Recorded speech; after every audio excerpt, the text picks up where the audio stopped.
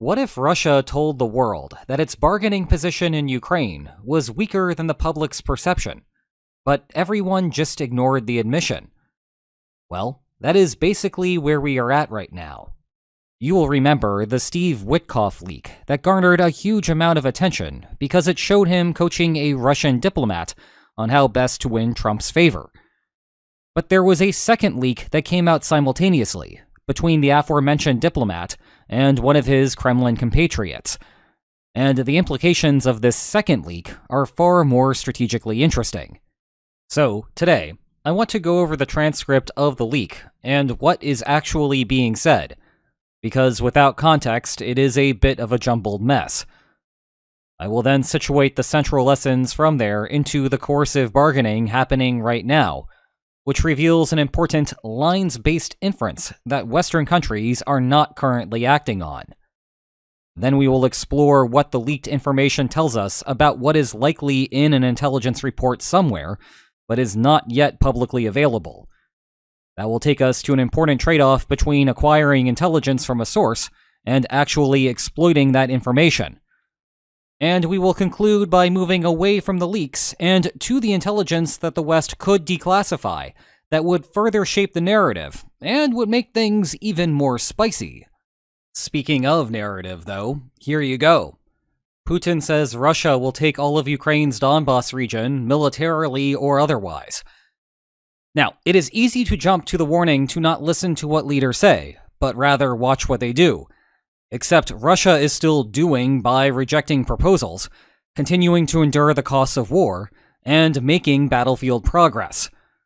So we ought to at least entertain the possibility that Russia either thinks that the full capture of the Donbas is the expected military outcome of a full conflict, or Putin is so politically constrained that he will not stop fighting until the Donbas is his, or he is no longer president. Either way, Russia would have increased bargaining leverage here. The more willing one is to reject offers for any reason, the more the other side has to give up to reach a deal. If we want to separate bluffs from reality, it sure would be nice if we had direct insights from the Kremlin. Oh, what is this? Why, it's direct insights from the Kremlin. Now, the existence of a leak, generally speaking, was hard to miss. There were more than 400 news sources covering the topic. The problem is that the primary narrative focused on the leaked conversation featuring Steve Witkoff. He being a Trump administration official, the situation immediately activated political partisanship. The left focused on Witkoff's plotting with Russia to the detriment of Ukraine. The right aimed to discredit the attacks on Witkoff's motives. But it was the center that tended to bring into the fold Kirill Dmitriev, one of the conversing parties from the second leak. It is the type of thing that is easy to miss if you do not diversify your news consumption. But good news! That is exactly what Ground News, the sponsor of today's video, is for. You not only will see the key headlines for the day, you will also see how the headlines vary according to who is publishing them. And by going to ground.news/linesonmaps, or scanning the QR code on your screen, you can take 40% off a Vantage plan. That is what I use to access all of this information and more. So thanks again to Ground News for their continued support of this channel. Now let's get to the transcript. The second leaked conversation involved Yuri Yushakov, one of the Kremlin's top foreign policy advisors, who was Witkoff's counterpart on the primary leak. Yushakov was speaking to Kirill Dmitriev, the Kremlin's designated negotiator who has been working with Witkoff on a Ukraine peace plan. The subject of the conversation was just that, what Russia ought to submit to the United States as a roadmap to a negotiated settlement. There are a lot of Russian salutations, an abundance of fluff, and some confusing interjections in the transcript. So I'm going to edit out all of the filler and only cover the critical parts now. Yushakov: we need to do as much as possible. What do you think? Dmitriev: I think this paper, we'll just make it as our position, and I'll just informally pass it on. Here meaning pass it on to Witkoff. He is essentially agreeing with Yushakov to make the proposal aspirational. And then afterward, as Dmitriev continues, let the United States do it as their own, with do here meaning edit or amend. Dmitriev one more time. But I don't think they'll take our version completely, but at least as close as possible. Yushakov. Well, that is the thing. They might not take it, and say it's been agreed with us. That's what I'm afraid of. Here, Yushakov is worried that Trump, or someone else, will amend the proposal and unilaterally say that Russia supports it, removing any further agency from the Kremlin in shaping the proposal. Dmitriev to conclude, No, that is exactly what I'll do, meaning that he is going to follow through on submitting Russia's position as described earlier. Here is where we have to start doing some detective work. We know from reports either exactly what it is that Dmitriev submitted, or something very close to it. That was the 28-point plan that we have analyzed at length already, that Western analysts concluded was basically a Ukrainian surrender document. And, in an ironic twist given Dmitriev's concerns that the United States would twist it and claim that Russia agreed to all of the changed terms, it seems that Dmitriev may have been the one to leak it in an attempt to pass it off as a proposal that the United States signed off on. Anyway, the point is that the deal is close to, or actually is, what Russia views as doing as much as possible, and as their position. Visualizing what that means, take a hypothetical expected military outcome of the war, represent Ukraine's cost of fighting as the space between the yellow and white lines, and represent Russia's cost of fighting as the space between the red and white lines. Then the best feasible settlement for Russia is at the yellow line. Trying to extract more than that is actually worse for Moscow, because Ukraine would prefer to fight, and the value of that for Russia falls back to the red line. In other words, the yellow line represents Russia's maximum demand. And thanks to the combination of the leaked phone call and the leaked peace plan, we know what Russia thinks the yellow line looks like. Take all of the Donbass, extract economic investment from the United States, limit Ukraine and the West's military presence in the Russian near abroad, and everything else from that 28-point plan. I say think here because, in practice, calculating an opposing side's likelihood of victory and how it internalizes the costs of war is not simple. But how Russia is calculating that expectation is still enough for us to draw a couple of critical implications. 1. Recall the long-running perception that Putin's tenure is at risk if Russia does not receive substantial concessions at the bargaining table, such as the entirety of the Donbass. Conceivably, this is because Putin signed into Russian law the annexation of the Donbass and is domestically locked into the situation. Now, for this conversation, let's ignore how Zaporizhia and Kherson were also, but are no longer on the bargaining table. The idea itself, as a theoretical concept, checks out. Indeed, such domestic weakness is actually a strength in coercive bargaining. As I alluded to earlier, to get a deal done, Ukraine would have to compensate for Putin's vulnerability by offering more concessions. According to this theory, that weakness is why we constantly see Russia pushing for a huge territorial shift. Anything less would not be politically feasible in Moscow. It is the modern-day version of Germany continuing World War I, because a sensible early settlement would have spelled the end of its political system. But that is not at all the framing of the private phone call between Dmitriev and Yushakov. This is not some deal that the Kremlin is just barely willing to accept. It is not some deal that the Kremlin thinks is equitable. It is a home run maximum that awards all of the benefits of a settlement to Russia and denies all of them to Ukraine. The second main takeaway is that, in light of the previous logic, there is no reason for Ukraine to accept the deal. Even if Ukraine will not extract all of the benefits of peace for itself, there is no reason to give them all to Russia when you could expect some division of the benefits between the two. To be clear, this is not a Putin is done revelation that will allow Ukraine to enforce a line matching the January 2022 border, never mind the January 2014 border.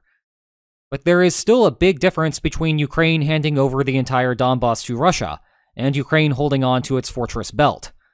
And I am not just referring to the second-order effects of such concessions altering the balance of power in Russia's favor. The cost of losing the territory by itself is enough of a reason to reject the proposal. Okay, what I want to do now is spend some time discussing how Ukraine and Europe can go about improving their share of that peace surplus. It is worth noting that the average European diplomat took the leak of the peace plan in stride, as compared to the Western alarmist reactions on social media. They knew that this deal was something that no one was going to accept, and so there was no reason to panic. Europe did meet to craft a counterproposal, which is something that I said last week was important for taking back agenda-setting power. However, it was ultimately just as much for public consumption as it was for their own political maneuvering. And indeed, eventually Rubio's team met with Ukraine and seemed to get some moderation on where a potential deal was going, even if those bilateral talks came with their own fair share of pain. Still, there is a long-term risk that Europe loses agenda-setting power here. That is why the day that the 28-point peace plan leaked was a bad one for European diplomats, even if it was not a full-blown crisis. There are also reports that the private phone calls with European leaders included conversations about how it is important to not let the United States guide the peace process alone. Which, yes. But that should have been clear 10 months ago in the Oval Office. So we should mind the difference between Europe insisting it take greater control and Europe formulating a real plan to take control. So, if you will permit me, here are a couple of paths that Europe could take to solidify its position. This will largely amount to creating more political pressure in the United States. At least half of the Trump administration wants to get a deal done as fast as possible. If that means imposing a settlement that disproportionately benefits Russia, then so be it. If it means imposing conditions on Ukraine that ultimately hurts Ukraine, then so be it.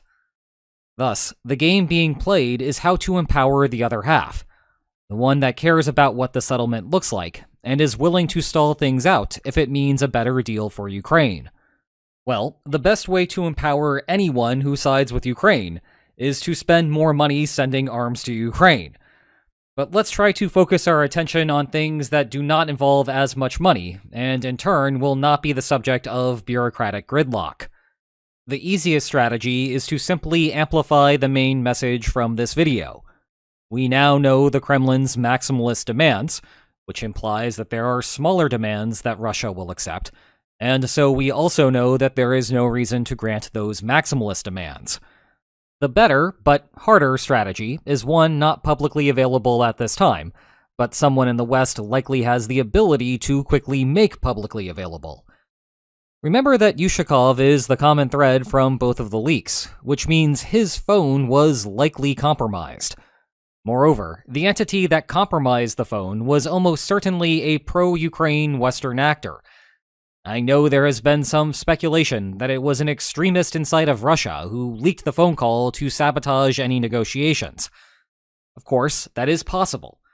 But it is weird that a Russian extremist would want to burn Witkoff, who would, in the long run, be more useful if he had not lost so much credibility in such a public way. It also does not make sense for a Russian to leak the second phone call. Indeed, divulging the second phone call only makes sense if you want to undermine Russia's bargaining position. A Western actor would want to do that. Russian extremists would not. Thus, the leaker was almost certainly from the West, and in turn, the intel collection was also from the West. That would suggest that more Yushakov phone transcripts exist. And if they do, then there is a good chance that there is some discussion of what Russia's minimum demands are in conversations between Yushakov and other Kremlin officials. Visually, I am talking about the Red Line, which is the best feasible division for Ukraine.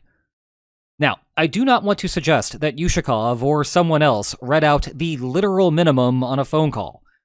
Where that actually falls would be Putin's final decision.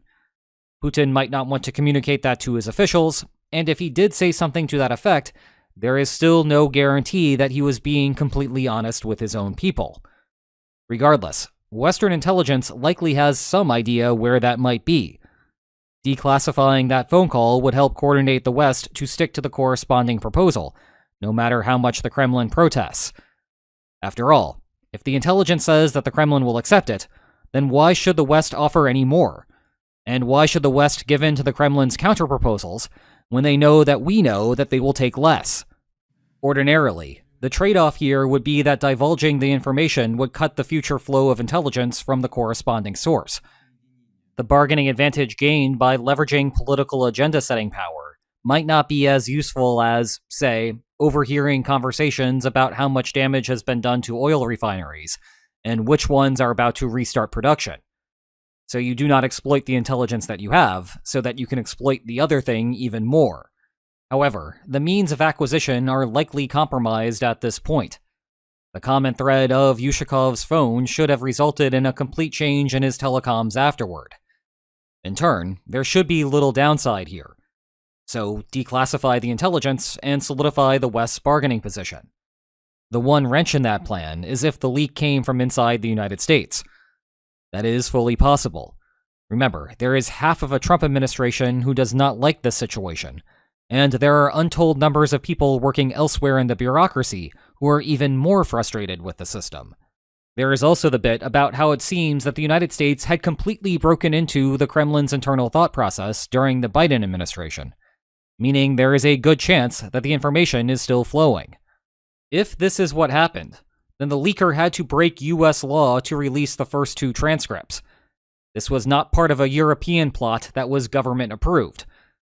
Breaking the law again risks further exposure, which means they may want to stay quiet, and we will never hear directly about the Kremlin's minimum demands. Meanwhile, I have no minimum demands. Just my personal thanks again to Ground News for sponsoring today's video. Go to ground.news/linesonmaps or scan the QR code on your screen to get 40% off a Vantage plan. And if you enjoyed today's video, then please like, share, and subscribe, and I will see you next time. Take care.